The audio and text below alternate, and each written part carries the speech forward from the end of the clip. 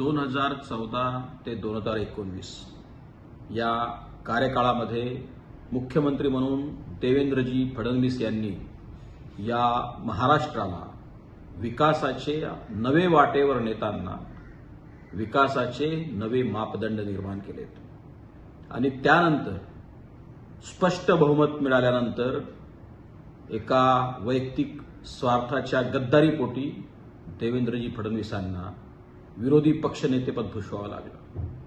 या विरोधी पक्षनेतेपदाच्या कार्यकाळातही संपूर्ण महाराष्ट्र पिंजून काढताना अत्यंत ताकदीनं आणि निकरानं सगळे विरोधात बसलेले असल्यावर देखील यांनी जबरदस्त लढा दिला।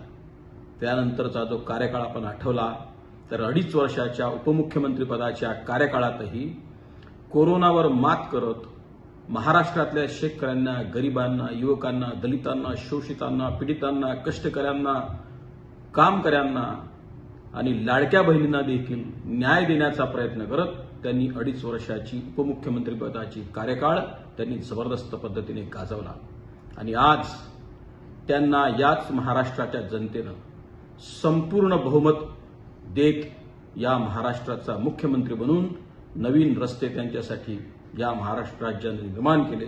मी त्यांना त्यांच्या संपूर्ण आयुष्यासाठी, भविष्यासाठी शुभकामना देतो आणि नागपूरच्या या सुपुत्राने महाराष्ट्राचं नाव देशाच्या आणि जगाच्याही कानाकोपऱ्यात न्यावं आणि या देशातल्या सर्व हरा समाजाला, दलित, शोषित, पीडित सर्व समाजाला सर्वसमावेशक दृष्टीनं, दूरदृष्टीनं न्याय देण्यासाठी प्रयत्न करावा अशाच माझ्या शुभकामना। धन्यवाद।